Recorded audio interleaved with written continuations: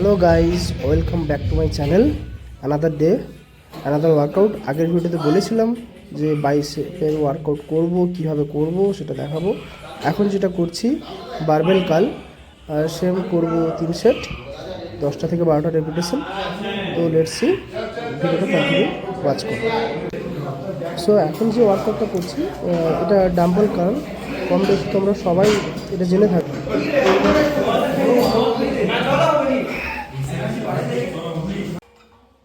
বাইসেপের জন্য মিনিমাম 3টা থেকে ম্যাক্সিমাম 4টা ওয়ার্কআউটই যথেষ্ট।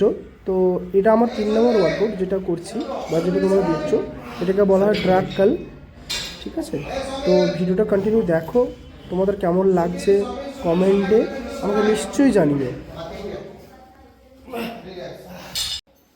এটা আমার খুব পছন্দের ওয়ার্কআউট বাইসেপের জন্য, যেটা তোমরা দেখছো এটা হলো হ্যামার কাল।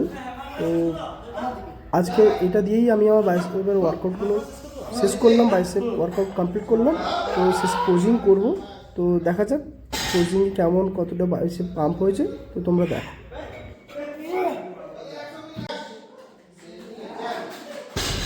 আবার বলবো থ্যাংক ইউ ভিডিওটা পুরো দেখার জন্য, কিপ সাপোর্টিং।